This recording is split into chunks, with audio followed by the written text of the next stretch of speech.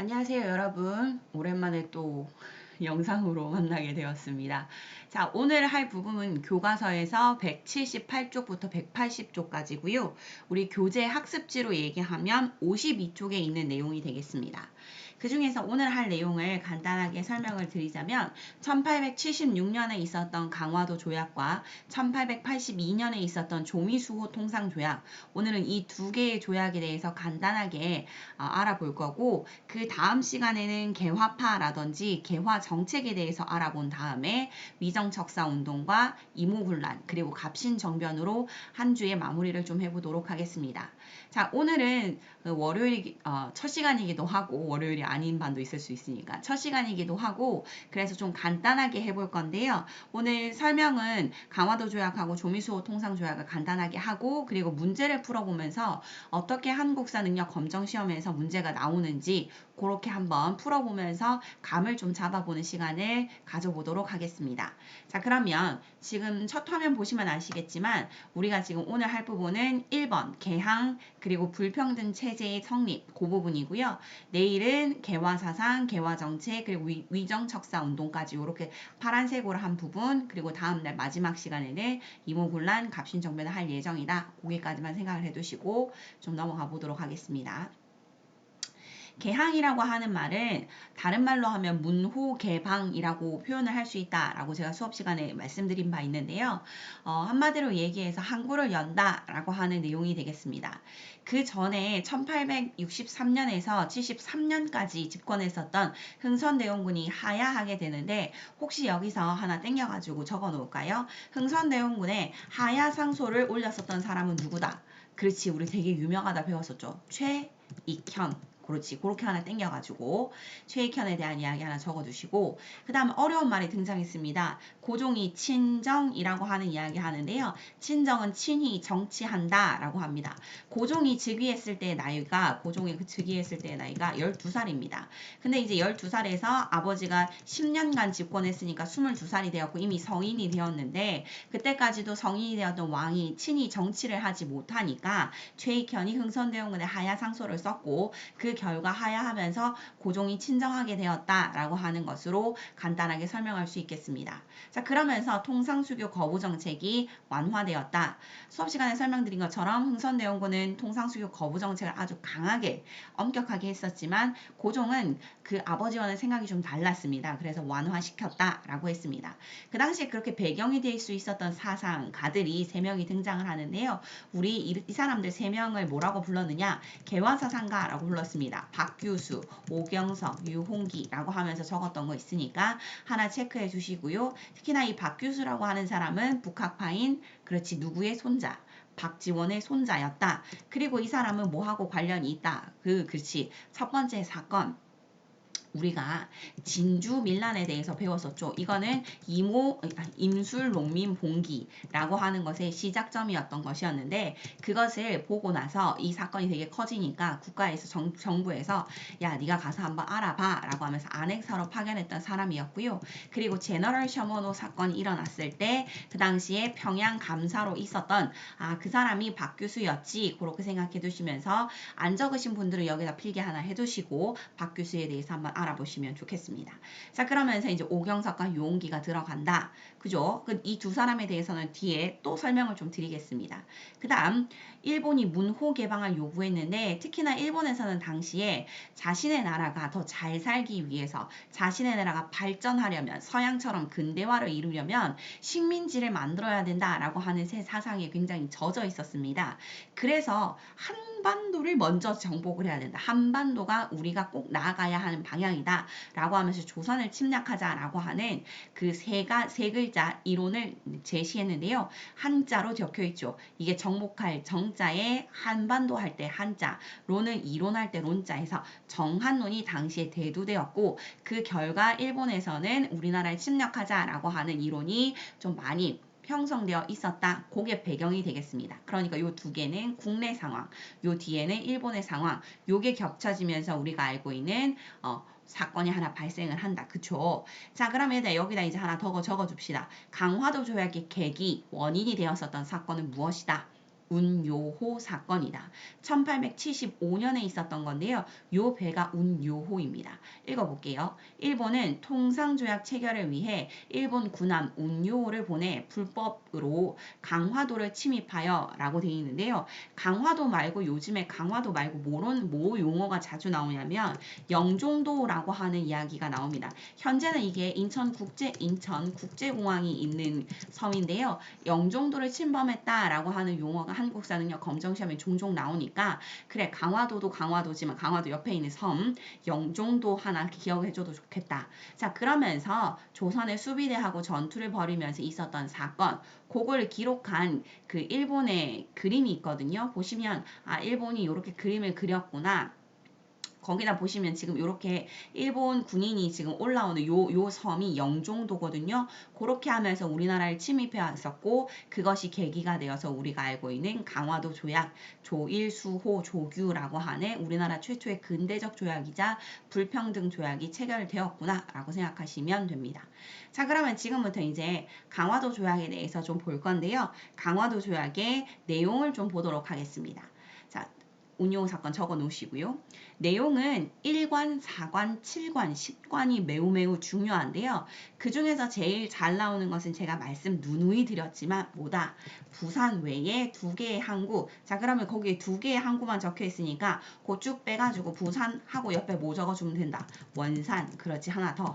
인천 이렇게 해서 3개의 항구를 개항하는 3항을 개항하는 이 4관의 내용이 제일 잘 나온다. 그 다음에 해안측량권이라고 하는 7관과 10관의 지외법권 같은 말로 얘기해서 이거 뭐라고 부른다고 5글자로 영사재판권이라고 하는 것도 인정을 하면서 1, 4, 7, 10관이 중요한 내용이니까 한번 보시고요. 그 내용을 보시면 아시겠지만 굉장히 불평등한 조약이다 라고 얘기할 수 있겠습니다. 됐죠? 자, 그 다음 요거는 이제 처음 보는 단어들이 굉장히 많아서 어려운 부분이라서 천천히 설명을 좀 할게요. 자, 조일수호 조규, 즉 강화도 조약을 맺고 나서 일본은 좀 부족하다라고 여겼습니다. 그래서 부록하는 부속 조약을 체결을 하는데요. 그 내용에 일본인 거류지를 설정했다라고 이야기를 합니다. 자, 그럼 거류지가 뭡니까? 라고 하면 이렇게 표현할 수 있겠는데요. 천천히 읽으면서 풀이를 좀 해드릴게요. 한 나라가 그 영토의 일부를 외국인에게 개방하여 거주와 영업을 허용한 치외법권 지역. 자, 그러면 이거를 뭐라고 생각하시면 되냐면 부산이 있으면 부산 내에 한 곳을 지정을 해요. 그 지역에서는 외국인이 살 수 있고 거기서 물건을 사고 파는 것도 가능하고 그곳에서 무슨 일이 발생을 하면 우리나라의 법에 저촉받지 않는 그러한 치외법권 지역이다. 이게 거류지고요. 중국말로는 이걸 조계라고 부릅니다. 그러니까 일본말로는 거류지, 그 다음에 중국말로는 조계 같은 말이에요. 근데 이곳이 우리나라의 이 지역이 열강의 경제적인 그리고 문화적인 침략의 거점이 되었다라고 생각하시면 되는데 이 거류지가 3개의 항구가 개항이 되었으니까 그 3군데 전체 다에 거류지가 있었다라고 하고요. 혹시 부산에서 오신 분들은 아실 겁니다. 외관이라고 하는 지역이 예전에 거류지였습니다. 네, 별로 중요하지 않죠. 부산 사람 아니면 잘 모르는 지역이니까. 어쨌든 그렇게 되는구나. 그 다음에 조일수호 조규 부록의 내용에 보면은 일본의 화폐가 우리나라에서 쓰이게 되면서 우리나라의 금융시장이 일본에게 좀 딸려 들어가는 그래서 좋지 않은 모습이 있는데 이것도 하나 적어둡시다. 그래서 조일수호 조규 부록에 의하면 일본 사람들이 우리나라에서 살게 되면서 침략적인 거점이 되기도 했고 그 다음에 화폐가 유통이 되면서 우리나라의 경제, 금융 경제가 좀 딸려 들어가는 모습들도 보이는구나. 하나 더 있어요. 부속조약에는 조일무역규칙이랑 그 다음에 조일통상장정 같은 내용 아니에요. 요거 다른 거예요. 이거 뒤에 가서 한참 뒤에 가서 제가 나중에 따로 설명을 좀 드릴 건데요. 부록, 규칙, 장정은 3개는 다 다른 조약이긴 해요. 그런데 어쨌든 내용을 다 보면 양곡, 양식이 되는 곡식이거든요. 네, 그러니까 다른 말로 하면 쌀이나 뭐 콩이나 뭐 아니면 뭐 조나 수수나 이런 그러니까 양식이 되는 곡식들을 일본이 우리나라에서 무제한으로 유출할 수 있다. 이것도 약간 많이 불평등하고요. 그 다음에 일본 상품에 대해서 들어올 때 관세 없이 들어왔다. 이런 걸 봤을 때 전체적으로 우리나라의 무역 구조가 일본에게 취약해졌다. 일본의 침략에 굉장히 약화되었다라고 하는 것들 전반적으로 볼 수 있습니다. 지금 현재 이해가 좀 안 된다라고 하시면 조금 이 부분은 그래 좀 힘들었네 많이 힘들었겠다 요 정도만 기억을 하지 내용을 다 세세하게 구분하지는 않으셔도 상관이 없습니다. 자 그럼 여기까지 해서 강화도 조약하고 부속 조약의 내용을 좀 봤고요. 자 그러면 문제를 지금부터 풀면서 어떻게 한국사 능력 검정 시험에는 요 그 문제가 나오는가 그걸 좀 보면서 간단하게 풀이해 보도록 할게요. 자 갑시다. 이거 몇 쪽에 있냐면요. 넘어가세요. 55쪽의 첫 번째 문제입니다. 심화의 48의 29번입니다. 그러니까 지난달에 쳤던 시험이에요. 자, 같이 읽을게요. 29번 밑줄근 조약에 대한 설명으로 옳은 것은 자, 의정부에서 발표한 내용입니다. 수시는 관찰사, 그다음에 뭐 강화도나 수원, 광주, 개성 강화도에 있거나 아니면 동네에 있는 사람들 잘 봐라라고 하면서 이 조약에 대한 설명을 합니다. 자, 1번 영종진이라고 되어 있는데요. 영종진, 그렇지 영종도구나 라고 생각하시면 돼요. 옛날에는 진이라고 끝나는 곳은 그 군사적 지역을 진이라고 불렀습니다. 군사적 지역. 네. 그래서 영종진이니까 영종도 지금 영종도고 그다음 옛날에는 군사적 지역이었으니까 영종진이라고 불렀구나 라고 생각하시면 됩니다. 자, 영종진 불법 침입 보고 강화도에 있는 영종진에 누가 들어왔나 봐요. 그래서 교섭을 했는데 어느 나라와 조약을 체결했다. 일본 국가의 조약을 체결했다라고 하면서 일본에 대한 내용을 쭉 하고 있습니다. 자, 그러니까 한마디로 얘기해서 이거 무슨 조약이다. 그렇지. 강화도 조약이다. 그럼 강화도 조약의 내용 중에 어떤 것이 있는지 좀 봅시다. 1번 천주교 포교의 허용 근거가 되었다라고 하는데요. 우리나라가 천주교하고 관련이 있는 것은 유일하게 이 나라하고만 관련이 있습니다. 어느 나라? 어느 나라일까요? 네, 프랑스하고 관련이 있습니다. 그래서 프랑스하고 관련이 있는 거지 일본하고 관련이 있는 조약은 아니구나. 2번 거중 조정에 대한 내용을 포함하고 있다. 네, 이 내용은요. 거중 조정이라고 하는 말을 알아야 되는데 요거 다음에 있는 그 조미수호 통상 조약하고 관련이 있습니다. 그래서 요거는 미국하고 관련 있는 조약이니까 아니고요. 3번 재정 고문하고 두자는 내용을 담고 있다. 이거는 나중에 일본이랑 체결을 하는 거고요. 1904년에 있는 제1차 한일협약에서 나오는 내용입니다. 그래서 조금 다르고요. 4번 조약 체결에 반대하여 민영환이라고 하는 사람이 자결하였다라고 하는데요. 이거는 1905년에 있었던 을사늑약에 대한 내용입니다. 자, 그러면 마지막에 정답은 몇 번이다? 그렇지, 5번이다. 부산 외 두 곳에 개항장을 설치하게 되는 결과를 가져왔다.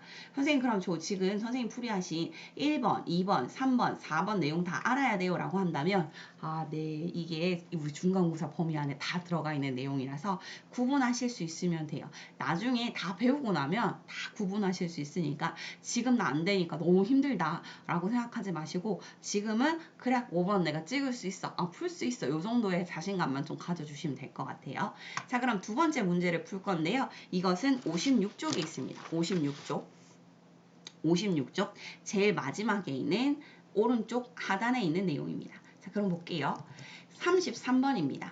밑줄 그은 조약에 대한 설명으로 옳은 것은 이번에 우리 측 대표 신원과 일본 측 대표 구로다가 조약을 체결했다는군.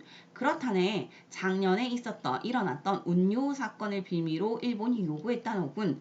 운요 사건하고 일본 측 조약을 맺었으니까 요거 강화도 조약이구나 라고 생각하시면 되겠고요. 자, 그럼 문제 한번 풀어볼까요?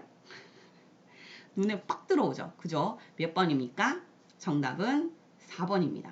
되게 쉬워요. 자, 그러면 이것도 나머지 것 좀 풀어봅시다. 1번 반공령을 선포할 수 있는 조항을 명시하였다. 이건 1883년에 있었던 조일통상장정에 있는 내용입니다. 네, 요거는 그냥 넘어갈게요. 2번 메가타가 재정고문 아까도 나왔었는데요. 재정고문이 들어가는 내용 그거는 1904년에 있었던 제1차 한일협약의 내용입니다. 3번 외국에 대한 최애국대우. 요거 뭐지? 최애국대우. 최애국대우가 우리나라에서 최초로 처음으로 규정된 것은 그렇지 미국과 체결한 조미수호 통상조약이다. 그 다음 5번 고종이 헤이그의 특사를 파견할 부당성을 알리고자 했다. 그렇지 이거 뭐였지? 1905년에 있었던 을사늑약이다. 요렇게.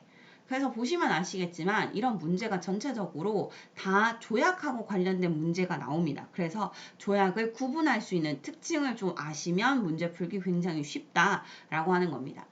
되셨죠? 자, 그럼 여기까지 했으니까 이제 조미수호 통상조약으로 한번 가보도록 하겠습니다. 자, 다시 앞으로 올게요. 네, 54쪽입니다. 54쪽. 자, 54쪽 가봅시다.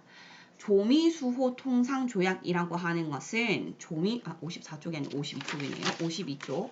조미수호 통상조약은 1882년에 체결이 되었는데 그때 우리나라에 무슨 책이 들어왔다. 그렇지. 여기 옆에 지금 한자로 적혀 있습니다. 조선 책략이다. 자, 조선 책략이라고 하는 책을 들고 들어왔었던 사람 여기다가 하나 중요 표시할까요? 누구예요? 제2차 수신사로 일본에 갔다 왔던 김홍집이라고 하는 사람입니다. 이때 당시에 청나라가 알선 혹은 청나라가 중재했다라고 하는데요. 이때 수신사는 조금 이따 설명을 하고요. 제가 조선 책략부터 설명을 좀 드리도록 하겠습니다. 자, 조선 책략의 내용은 교과서 180쪽에 나와 있습니다. 교과서 180쪽. 교과서에 보시면 교과서 들어볼게요. 네, 교과서에 보시면 여기 사료 읽기라고 해가지고 잘 나와 있거든요. 네, 요거를 그대로 들고 왔습니다. 들고 왔어요. 그래서 PPT를 좀 같이 보시면 돼요. 읽겠습니다. 조선이라고 하는 땅덩어리는 실로 아시아의 요충을 차지하고 있어 요충은 중요한 지역이란 뜻입니다. 그러니까 차지하고 있어 그 형세가 그 형태가 반드시 다툼을 불러올 것이다. 조선이 위태로우면 동아시아 전체의 동아시아의 중심의 형세도 위급해진다. 따라서 이제부터 이제 중요한 내용이죠. 어느 나라가 공격하려고 한다면, 그렇지, 러시아의 남하가 이루어진다면 그 첫 번째 대상이 조선일 것이다. 라고 얘기합니다. 그래서 이 사람은 뭐라고 얘기하느냐? 조선의 대책, 조선의 책략, 조선의 전략은 오직 어느 나라와 친하고, 그렇지, 중국과 친하고, 한자로 읽으면 친중하고, 일본과 맺고 결일하고, 미국과 연미하여 자강을 스스로의 강함을 도모할 뿐이다 라고 하는 내용입니다. 자, 이것을 쓴 사람이 황준원 혹은 황준센이라고 하는 중국 사람이고, 이 중국 사람이 썼을 때 내용이 중국과 일본, 미국과 친해져라, 연합해라 라는 내용인데, 한마디로 얘기해서 우리는 중국과 늘 친했고 일본이랑 이미 연결했고 그럼 남은 나라 뭐야? 미국이지. 그러니까 미국하고 좀 친해져봐. 그 사이에서 청나라가 중재해줄게, 알선해줄게. 그 내용이 조선 책략에 담겨져 있다. 그래서 그 결과 청나라가 알선 중재하더라 라고 하는 거 기억을 해달라고 말씀을 좀 드렸고요.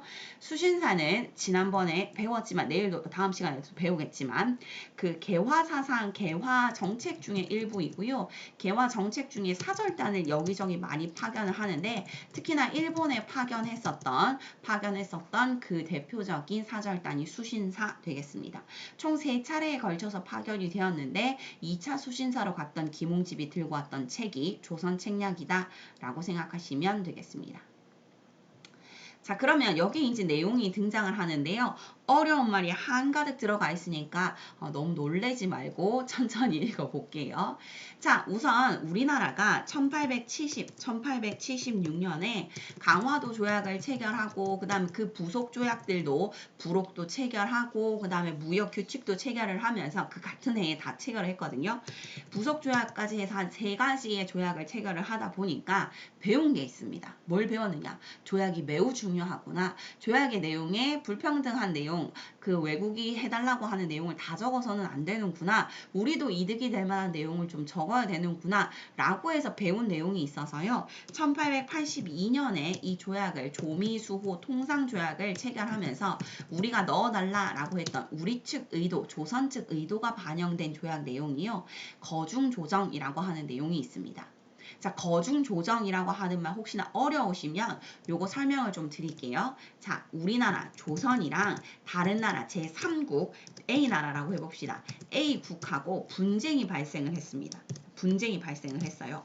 그러면 어느 나라가, 그렇지, 미국이 요 사이, 그러니까 미국이 조선과 A국 사이에서 중간에서 조절을 해서 국제적인 분쟁을 평화적으로 해결하는 역할을 맡아달라. 미국은 참 강대국이니까 이걸 해줄 수 있지 않을까라고 하면서 이 내용을 적었던 거고요. 이 내용이 처음으로 적힌, 우리나라의 의도가 처음으로 적힌 내용이 이 거중조정이라고 하는 내용입니다. 자, 그럼 결과적으로 한번 얘기를 해볼게요. 나중에 우리가 일본과 굉장히 큰 트러블을 맺지 않습니까? 그렇죠. 일본이 우리나라를 먹겠다라고 하는 욕심을 낼 때 우리나라가 미국에게 무엇을 요청했냐면, 야, 우리가 1882년에 체결한 거중조정을 발동을 시킬 테니까 미국 너희가 일본하고 친하지? 그러면 분쟁을 좀 평화적으로 해결을 해줘봐 라고 하면서 부탁을 했더니 미국이 거중조정을 들어주지 않았습니다. 우리는 굉장히 기대를 했었거든요. 하지 못했어요. 그럼 선생님 결과적으로 별로 내용이 없는 거 보니까 실패한 조약이네요 라고 생각하실 수 있는데, 요걸 보시면 아시겠지만 우리나라 이제 슬금슬금 조약에 대해서, 근대적인 조약에 대해서 배우고 있다라고 하는 점에서 좀 봐주시면 될 것 같고요. 그 다음에 뭐도 보이냐면 이제 관세도 우리나라가 규정을 하는 모습이 보입니다. 그러니까 일본이랑 처음으로 체결했었던 조약에는 무관세가 거의 대부분이었거든요. 관세가 없었는데 이제 미국과 조약을 체결을 하면서는 관세도 넣었구나. 그래서 배우고 있구나. 거중 조정이랑 관세 조약을 보니까 우리나라가 좀 조약에 대해서 배우고 있구나 라고 하는 거고요. 그러나 그 무엇보다 제일 중요한 것은 불평등 조약 내용 중에 최국 대우를 인정해 주었다라고 하는 내용, 치해법권이라고 하는 것도 있고요. 네, 그렇습니다. 자, 하나만 더 봅시다. 요거 자주 나오는 문장이니까 요것도 하나 밑줄 좀 꺼놓을까요? 서양과 맺은 최초의 조약이다 라고 하는 것도 하나 체크해 주시면 되겠습니다. 됐죠? 자, 그렇게 해서 영향을 주었는데 그 결과 우리나라에서는 이제 외국의 최초로 그 서양 외교 사절단인 보빙사라고 하는 것을 파견을 했는데요. 보빙사는 처음으로 파견된 건 아니에요. 우리나라가 이제 뭐 중국이나 중국의 새로 생긴 나라 뭐 이런 나라에게 답례로서 어떤 나라를 방문할 때 그 보빙사라고 하는 이름의 사절단을 많이 파견을 했었거든요. 어쨌든 보빙사를 파견했구나. 요 정도도 되게 중요한 내용입니다. 사진을 조금 이따 보여드릴게요. 자, 그러면 그 외에 이 조미수호 통상조약의 내용이 어디에 영향을 주었느냐? 그 뒤에 영국이나 독일, 그리고 러시아, 프랑스하고 체결을 하는 내용에서도 대부분 조미수호 통상조약의 내용을 그대로 그 복사 붙여넣기 그 정도의 내용으로 그대로 영향을 주었다라고 하는 내용을 보시면 되겠습니다. 선생님 근데 왜 프랑스는 조금 더 늦었어요? 83년, 84년일 때 왜 프랑스는 늦었어요? 라고 하면은 프랑스는 늦은 이유가 딱 하나입니다. 뭐 때문에? 아까도 말씀드렸던 천주교 포교의 내용이 프랑스는 꼭 담겨야 한다라고 주장을 했고 우리나라는 그 내용을 받아들이지 못하다가 나중에는 천주교 포교를 허용하면서 86년에 프랑스하고 조약을 체결하게 되었습니다. 됐죠? 보빙사 사진입니다. 당시에 이제 보빙사로 갔었던 사람들의 얼굴을 좀 보고 계시는데요. 제가 이렇게 좀 당겨가지고 크게 보여드릴게요. 네. 여기 서양 사람도 보이죠? 네, 서양 사람도 보이고요. 네, 요 사람도 약간 사인이 닮았죠? 네, 이 사람이 당시에 최고의 사람이었습니다. 최고의 권력자 누구냐? 네, 명성황후의 사촌 동생, 사촌 동생 민영이라고 하는 사람이고요. 그때 당시에 우리나라는 이제 비행기가 당연히 발명이 되기 전이니까 어떻게 가냐면 일본의 요코하마까지 배를 타고 부산에서부터 요코하마까지 가고요. 거기서부터 이제 2달간 걸쳐가지고 캘리포니아에 도착을 해서 거기서부터 철도를 타고 갑니다. 이제 당시 대통령을 만나러 가는데 가가지고 워싱턴 DC까지 도착을 했더니 그때 이제 대통령이 뉴욕에 있어가지고 다시 기차를 타고 뉴욕까지 그래서 장장 거의 한 2달에서 3달 정도 걸렸던 그 장장 그 긴 곳을 가가지고 우리나라는 대통령이라고 하는 개념 자체가 없었기 때문에 뭐라고 생각을 했냐면 왕이라고 생각을 했어요. 그래서 이제 왕에게 절을 하듯이 절을 했는데 그게 아주 되게 인상 깊었나 봅니다. 서양 사람들 눈에는. 그래서 그게 이제 이 기록화 그림으로 남겨져서 당시에 이제 이 신문에 나왔었던 신문 기사에 나왔었던 그림이 되겠습니다. 그 중에서 아까 싸이 닮았다라고 하는 이분이 등장을 하는데요. 이 사람의 얼굴 이제 머리 깎고 나면 이렇게 됩니다. 이 사람의 이름은 유길준이라고 하는 사람이고요. 선생님 들어본 것 같아요. 선생님 수업하시면서 잠시 언급했던 거. 네, 맞아요. 이 사람이요. 그 우리나라 최초의 서양 유학생입니다. 그러니까 보빙사로 파견이 되었다 미국에 갔다가 나는 미국에서 공부를 좀 해야 되겠다. 유럽도 넘어가서 서양에서 공부를 좀 해야 되겠다. 라고 해서 남았고요. 그러고 나서 이제 우리나라에 돌아오게 됩니다. 당대 거의 천재로 불렸었던 인물이고 그때 썼었던 책 이름을 한번 써볼게요. 책 이름이 서양을 유학하고 돌아와서 썼다라고 해서 서유견문이라고 하는 책을 썼습니다. 서양을 유람하면서 혹은 뭐 유학하면서 보고 들은 것들을 쓴 글이라고 하는 유길준, 네, 요렇게 하나 보빙사로 따라갔었던 우리나라 최초의 네, 유학생, 요렇게 기억하시면 좋을 것 같습니다. 자, 그러면 이제 조미수호 통상조약의 내용에 해당하는 문제를 지금부터 두 문제 풀어보도록 하겠습니다. 네, 한번 가볼게요. 몇 쪽입니까? 55쪽. 55쪽 위에서 오른쪽, 네, 상단 오른쪽 가봅시다. 31번 읽겠습니다. 다음 가상 대화 이후에 전개된 사실로 옳은 것을 보기에서 고른 것은 현재 조선에 가장 시급한 외교 사안이 무엇이라고 생각하십니까? 중국 사람 황준헌이죠. 보시면 김홍직과 황준헌의 대화로 나와져 있습니다. 러시아를 막는 것입니다. 이를 위해서는 중국을 가까이 하고 일본과 관계를 공고히 하며 미국과 연계하여 자강을 동원해야 됩니다. 이거 딱 봐도 알겠지요. 조선 책략의 내용, 그 이후에 전개된 사실로 옳은 것을 골라보도록 하겠습니다. 네, 갑니다. 운요 사건 몇 년? 1875년. 누누이 말씀드렸지만 이 부분부터는 살짝 연도를 기억해주는 게 본인의 신상이 좀 편하지 않을까라는 생각이 좀 듭니다. 네, 1875년. 그래, 기억은 아니네. 두 번째. 전국에 척화비가 건립되었다. 이거 1871년에 있었던 무슨 사건 이후에 그렇지. 신미양요 이후에 척화비가 전국에 건립되었으니까 기억 니은 아니다. 그죠? 그 다음 영남 만인소가 이만손 그렇지. 요렇게 보니까 기억이 난다. 그쵸? 조선 책략이라고 하는 책 때문에 우리나라에서 그 위정척상 운동이 굉장히 크게 일어났고 그 위정척상 운동의 가장 대표적인 1880년대에 일어났었던 것이 이만손의 영남 만인소 요렇게 기억하시면 되겠고요. 그럼 정답 맞죠? 그 다음 리을 조미수호 통상조약. 그래서 디귿과 리을이 맞으니까 정답은 5번. 두 번째 문제 풀어볼게요. 요거는 뒷장 56쪽에 있습니다. 56쪽 가봅시다. 네, 56쪽 상단 왼쪽입니다. 갑니다. 다음 조약에 대한 설명으로 옳은 것은 1관 사후 대조선국 군주와 대미국 대통령에 아울러 그 인민은 각각 모두 영원히 화평하고 우호를 다진다. 만일 타국이 어떤 불공평하게 하고 경시하는 일이 있으면 통지를 거쳐 반드시 서로 도와주며 중간에 잘 조정하여 두터운 우위와 관심을 보여준다. 네 글자로 줄여봅시다. 거, 중, 조, 정. 그렇지. 14관 현재 양국이 의논에 정한 이후 대조선국 군주가 어떤 혜택, 은전의 이익을 타국 혹은 그 나라 상인에게 베풀면 미국과 그 상인이 종래 점유하지 않고 이 조약에 없는 것 또한 미국 관민이 일체 균점하도록 승인한다. 5글자로 고치면 최, 대, 국, 대우. 자, 그러면 조미수호 통상조약의 내용으로 옳은 것이니까 정답은 몇 번? 몇 번? 그렇죠. 3번입니다. 청의 알선으로 서양 국가와 최초로 맺은 조약. 그럼 나머지 거 풀이 좀 해봅시다. 1번 양국의 무제한 유출 조항을 포함하고 있다. 아하, 이거 선생님 뭐라고 이야기를 했었느냐. 조일 무역규칙. 아이고, 무역인데 무역규칙. 네, 이렇게 기억하시면 돼요. 2번 외국 상인의 내지 통상권. 내지 통상권 되게 중요하다고 했어. 다음 시간에 배울 거긴 하지만 이미 알고 있지 않습니까? 조청, 상민, 수륙, 무역, 장정. 몇 년? 1882년. 어느 사건 이후에 체결한 것? 그렇지. 임오군란 이후에 체결한 조약. 엄청 중요하다. 그죠?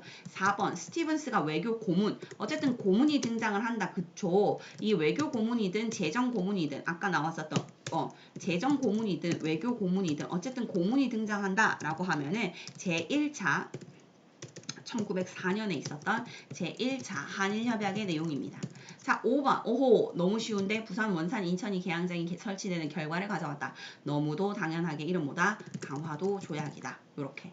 자, 그럼 오늘은 여기까지 할 건데요. 지금 혼자 공부하시면서 특징 정도만 알아두면 되겠구나. 내 문제 되게 쉽게 풀 수 있거든요. 사실 다른 내용들이 되게 어려워서 그렇지. 그러니까 문제 보기 다른 내용들이 문제 푸는 건 그렇게 어렵지 않습니다. 자, 그럼 오늘은 여기까지 하고요. 자, 힘드셨겠지만 내일도 화이팅. 다음 시간에도 화이팅.